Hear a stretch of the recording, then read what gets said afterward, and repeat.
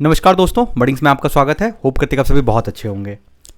आज की वीडियो में मैं बात करने वाला हूं जो अभी फ़िलहाल तो मुझे नहीं लगता है, लेकिन ये बाद में ऐसी समस्याएं आना तय है। और इसको आप बिल्कुल मेरा ज्ञान मत समझना, ये मेरा पर्सनल अनुभव है। और मैं चूँकि समाजशास्त्र का एक छात्र भी रह चुका हूँ, अलग स्टोरी है अपना इसमें। और इन सब को देखते हुए जो मेरी एनालिसिस थी पहले, उसी पे ये वीडियो है। जो अनएम्प्लॉयमेंट है खास करके उस पे ये वीडियो है। देखो, आप अभी कॉलेज में जाने वाले हो या कॉलेज के फर्स्ट या सेकेंड ईयर में होगे, या फिर अभी आप कॉलेज जस्ट कंप्लीट किए हुए हो, मतलब अगर आप 20 से 25 साल के उम्र के बीच में हो, तब मोटा मोटी अभी आपके पास बचने का उम्मीद कर सकता हूँ। अगर आप 28-29 के फेज में चले गए हो तो बहुत मुश्किल है खुद को वापस कर पाना, बहुत मुश्किल होता है। इसलिए मैं ये वीडियो बना रहा हूँ। खास करके भारत में, और उसमें भी खास करके जो हिंदी पट्टी का क्षेत्र है, उसमें ये समस्या आज आने वाले 8-10 साल में ये बहुत बड़ी समस्या होगी। वो एक ऐसी बेरोजगारी क्रिएट होगी जिस बेरोजगारी में लोगों के पास पढ़ा हुआ तो है, पहले बेरोजगार होता था जो पढ़ा लिखा नहीं होता था, और उसको हम लोग कह देते थे या समाज कहता था कि बेरोजगार है, कुछ काम नहीं है इसके पास। लेकिन आने वाले समय में जो बेरोजगार होंगे या जिसके पास रोजगार नहीं होगा, वो मैक्सिमम ग्रेजुएट होगा।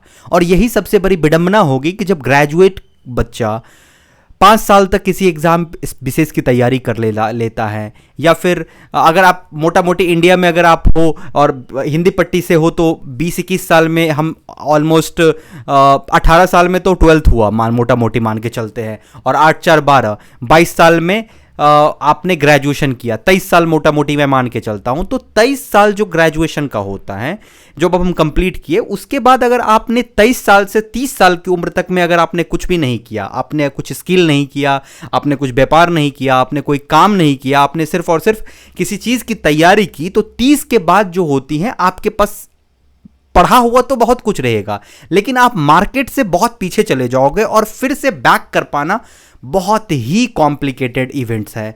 तो ये मैंने एक डेटा है जो कि वो मैं डेटा भी लिख के रखा हूं और उसको कह रहा हूं कि लगभग 2 करोड़ लोग जो होते हैं, यूथ जो होते हैं, वो ग्रेजुएट होते हैं। और भारत में 20 से 30 वर्ष के लोगों की संख्या 25 से 30 करोड़ है, और उसमें से 8 से 10 करोड़ को ही नौकरी है। इसका मतलब कम से कम 15 से 20 करोड़ लोग बेरोजगार हैं। ओके, और ये आंकड़ा आने वाले टाइम में बढ़ जाएगा।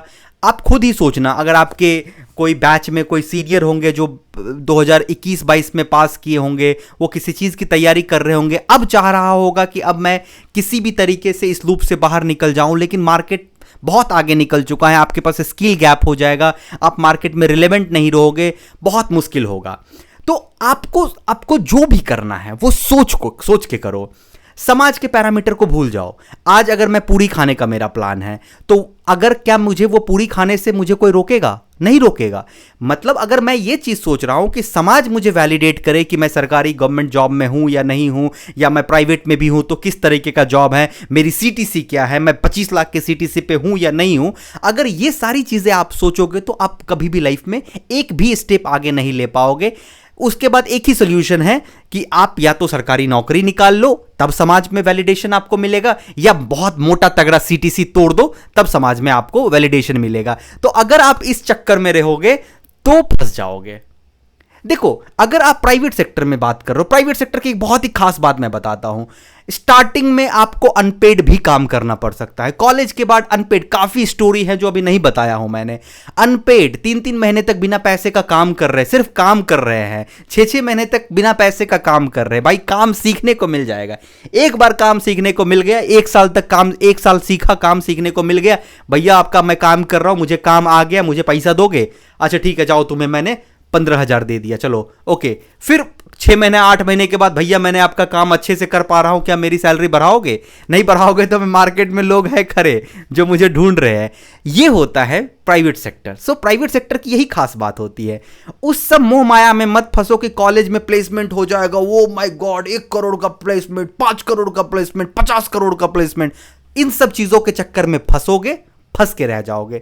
दिमाग को शांत करो। अगर गवर्नमेंट जॉब की तैयारी करनी है तो क्यों करनी है, आपको आनी चाहिए। समाज के वैलिडेशन को हटा दो। समाज आपको, जब आप फ्रस्ट्रेट रहोगे ना 30 साल की उम्र में, समाज आपको आके नहीं बोलेगा, बोलेगा अरे पढ़ा ही नहीं था, पढ़ता तो आज नौकरी नहीं मिलता। समाज ऐसे ही कहता है, पढ़ता तो नौकरी नहीं मिलता, पढ़ा ही नहीं, लड़की घुमा रहा था, लड़का घुमा रहा था, ऐसे ही बातें समाज करेगी आपको।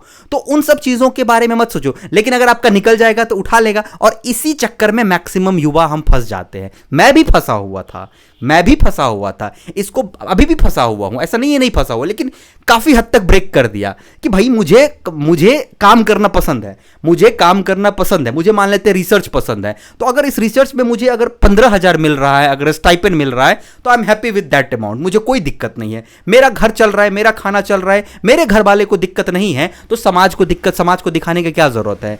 तो ये चीजें आपको सोचना पड़ेगा। आप भी उस कतार का हिस्सा मत बनना जिस कतार में अनएम्प्लॉयमेंट के ऑलरेडी यूथ खड़े हैं। अगर आपके पास स्किल नहीं होगा, मार्केट में इररिलेवेंट हो जाओगे, कोई नहीं पूछेगा आपको। बहुत बच्चे बोलते हैं कि भैया मैं सिविल से हूं, क्या स्किल करूंगा। एक आपको बताओ, बिल्डिंग डिजाइन का स्किल, अगर मेरे एक दोस्त का घर बन रहा था तो वो बोला कोई अच्छा सिविल इंजीनियर है, मैंने अपने 5 दोस्तों को कॉल किया, nobody knows, try to understand, nobody knows how to use AutoCAD to design a good 3D model। भाई मैं सोच के हैरान रह गया कि क्या है, और वो लोग they all are in a pretty good job, okay, government job, but they don't no.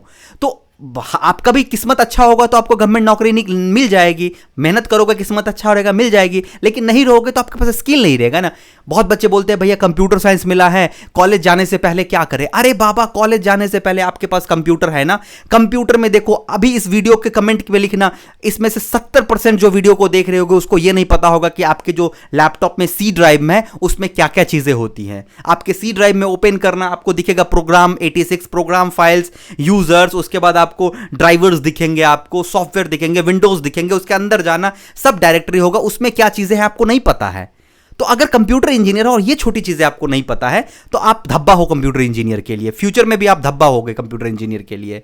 भले आपको नौकरी भगवान की दया से सबको नौकरी मिले, हम तो यही विश करते हैं, लेकिन ऐसा होगा नहीं। ये सिर्फ मैं विश कर सकता हूं, बट ऐसा होगा नहीं। आपको अच्छी अच्छी बातें मैं नहीं बता सकता हूं, सिंपल एक ही चीज बता सकता हूं कि अगर आपको गवर्नमेंट सेक्टर में जाना है तो आपको सोचना पड़ेगा कि गवर्नमेंट सेक्टर में क्यों जाना है। अगर आपको प्राइवेट सेक्टर में जाना है तो दिमाग में यह लेके चलना कि एंट्री किसी भी तरीके से मुझे घुसना है।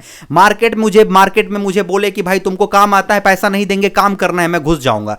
तुमको घुसना पहले इंपॉर्टेंट है। जिस दिन तुम एक बार मार्केट में घुस गए, स्किल पे तुम्हारा लाइफ डिपेंड करेगा। और अगर आप गवर्नमेंट सेक्टर में आपको एसएससी सीजीएल जैसे एग्जाम्स की तैयारी करनी है तो आस्क योरसेल्फ कि क्यों तैयारी करनी है। उसमें अगर आपको लग रहा है कि प्रतिष्ठा के लिए तैयारी करनी है तो उस प्रतिष्ठा को ऐसे घुमा लो, गोल करके डाल लो जहां डालना है। फिर से बता रहा हूं, क्योंकि जब तुम्हारा नहीं निकलेगा तो यही लोग जिस प्रतिष्ठा के चक्कर में तुम कर रहे हो ना, वही बोलेगा कि ये नहीं पढ़ा। और ऐसा नहीं है कि आपका निकलेगा, नहीं निकलेगा, मैक्सिमम लोगों का नहीं निकलेगा क्योंकि वैकेंसी है। जब वैकेंसी कम है, निकलेगा नहीं, तो इसमें आपकी मेहनत का क्या है। लेकिन हम क्या कोचिंग वाले आपको डोज पिला रहे हैं कि नहीं तुम्हारा अगला साल निकल जाएगा, तुम्हारा अगला साल निकल जाएगा। इस चक्कर में मत फंसना। अगर आपको सच में गवर्नमेंट सेक्टर करना है तभी करना, अदरवाइज देखे दिखाए मत करना। Signing off.